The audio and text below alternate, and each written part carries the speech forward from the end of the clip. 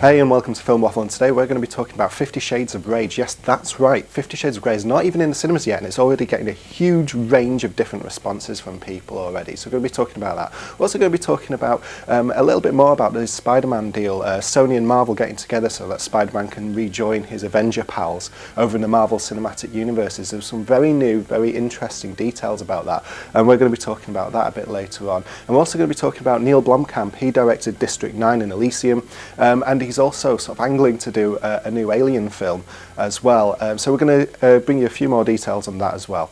So stay with us as we talk some Film Waffle.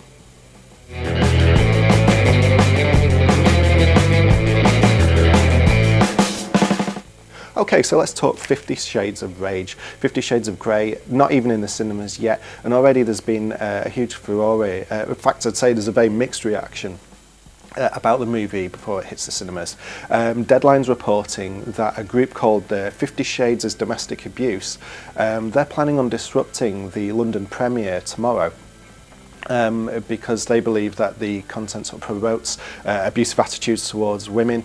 But let's contrast that for a moment with the reception over in France. France is looking at 50 Shades of Grey very, very differently. Whereas everybody else is giving it things like 18 certificates or 15 certificates or, you know, R ratings, France has decided to give it a 12. Yes, that's right, you didn't mishear me, I said 12. Okay, so they're seeing it as about as offensive as, say, SpiderMan or the Tim Burton Batman movie. Meanwhile, the PR garbage machine has been going at absolute full belt with B&Q leaking a memo, ladies and gentlemen. When I say leaking a memo, I mean they probably put out a press release, let's be honest. And they're basically saying that their staff should read up about 50 Shades of Grey, read the book, watch the film, because they're going to get an influx of customers and they're going to be getting, I quote, rope, cable ties and tape, because they'll want to reenact what happens in the film. It's absolute rubbish, isn't it? I think the leaked memo there is basically a press release in so many words. It's absolute rubbish. So where do I stand on this? Well, the points of view are completely contrasting, aren't they? On the one hand, you've got groups saying that it's going to promote violence against women, this movie. And on the other hand, you've got France giving it a 12 certificate, which is absolutely barking from my point of view. But hey, you know, it's a different country, different culture, so if they think that's the right thing to do, then let them. I can't make my mind up until I see the film. Whether I see the film or not, the trailer looks absolutely terrible. I probably am not going to see it, to be quite honest with you. But you can make your own mind up when the film comes out on February the 14th. It will be the most awkward date movie of your life, but like I said, you can go and see it this weekend.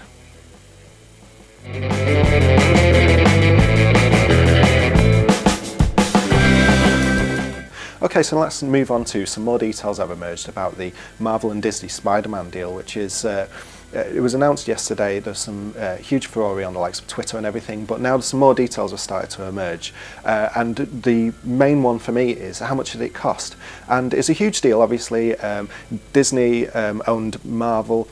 They've made a deal with Sony and they're basically saying that they can sort of feature Spider-Man in each other's movies. So Kevin Feige over at Marvel, he's going to help make those movies, and Sony's going to have the final say. So how much do you think that deal cost? Seriously, count it. I'll give you the figure. It's actually £0.0. Yes, that's right. Common sense actually prevailed rather than money, or at least money in the immediate sense with this movie. They've all realised that basically if they share Spider-Man, they're all going to stand to gain. It's going to make more money for the existing Marvel movies if he starts rocking up in them, and also if Marvel helps out by lending their characters to the Sony movies that they'll be making, then they're all going to make a ton of cash. So there you go, a bit of common sense for you. So the sources are telling The Hollywood Reporter that actually this may be a clever move on the part of Disney, which owns Marvel, to snap up the rights to Spider-Man as and when they become available, because obviously they've been manoeuvred into the perfect place then. But also, even more interestingly, that Disney may be interested in buying up Sony themselves, or rather I imagine Sony the studio, if it becomes available. Now, Sony's not had a great time of it at the moment about the hacks. They're struggling with franchises at the moment, so there is a possibility that might happen. So let's keep our ears to the ground. So there is also some more Spider-Man news, and basically Andrew Garfield, as we probably know by now, many of us know by now, is going. and he is got to be replaced by somebody else. So they are apparently looking for younger actors. Garfield is about 31 at the moment, and they're looking for somebody a bit younger than that. So they are looking at, the names are, apparently according to Variety, Maze Runner star Dylan O'Brien or Percy Jackson star Logan Lerman. Now normally I'd have a bit of a problem with this in terms of they're saying younger actors and so on.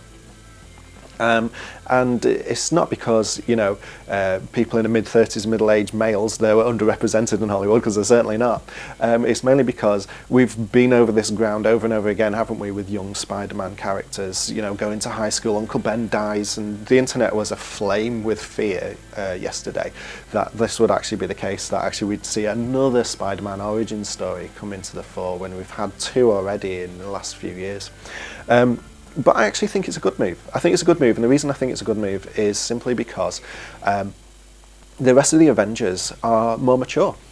You know, they're sort of in their 30s, 40s, probably a bit, some maybe a bit older. I don't actually know Robert Downey Jr.'s age, but they're a bit older. So actually to have a younger character in there would be a great idea. If he's going to team up with the Avengers, then it's a great move. Spider-Man being younger would be a good thing.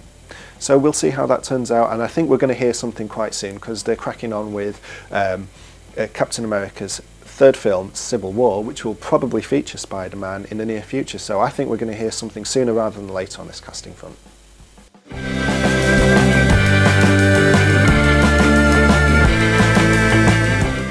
So, probably the most interesting news of the day in some ways is that Neill Blomkamp is interested in making an Alien movie. Now, you've probably seen already that on his Instagram account, he's been putting out concept art that he's been having produced for a possible Alien film. And it was all kind of like, it was a what could have happened kind of thing. People were quite disappointed in some ways because it looked so good, showing these fantastic sort of bio-alien suits that humans were wearing, shots of Ripley and Hicks sort of being in there. It looks absolutely great, and obviously the sad news was that this is probably not going to happen.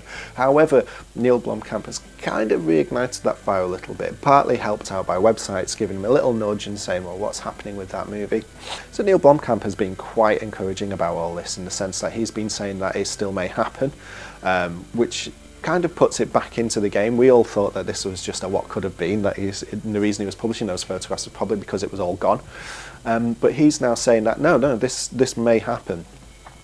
Sigourney Weaver, who, as like I said, was featured in a lot of those illustrations, she's kind of saying, maybe, you know, she says that Neill Blomkamp is the man for the job, which may burn Ridley Scott at the moment, who's obviously still lining up Prometheus 2. But she's saying that, yeah, he's the man for the job, but she's also saying maybe she should let Ripley rest in peace. So it's a bit of a sort of, it's a bit of tension there, still a bit in the air. So what do I think about the comments? Well, first of all, Sigourney Weaver's comments about letting Ripley lie in peace. I don't think that that's very likely. Let's be honest, she took a stack of cash to bring the character back to life in Alien 4, and that was a terrible film. Not that she would have known that, because actually it was a script by Joss Whedon. It was badly sort of implemented. It could have been very good. But yeah, she's brought the character back from the dead before. So, you know, the chances are she might do it again, and we've had all this. She said at Alien 3 it's time to let it go, and then she came back for Alien 4. So I don't hold much stock in those comments. I also think that Neill Blomkamp will be a good standby as well. And why do I say standby? Well, I actually think, in my heart of hearts, I actually think that Prometheus 2 is probably not going to happen. The reason I say this is a bit like The Amazing Spider-Man 2, the last Sony film that was made for Spider-Man. And it did okay, money-wise. And yet, at the same time, it suffered at the hands of the critics. And in some ways, I think that ignited that deal between Sony and Marvel. Because, yeah, okay, you made the money, but if the film's being critically savaged, then the chances are when the next movie comes along, people are not going to see it in the same droves that they did the last time. You only get so many chances with audiences. I think that might be happening with Prometheus. It made money, but less people are probably going to see Prometheus 2. It doesn't seem quite the same prospect. I actually like Prometheus, but I don't think it held much water for many other people. So I don't think they would go and see Prometheus 2.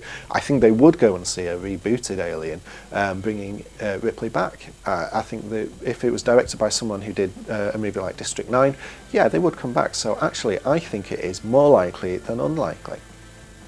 Okay, well that's it. Thank you for watching Film Waffle today. If you liked it, please give us a thumbs up and click subscribe as well, because that will keep you up to date with all the latest movie news.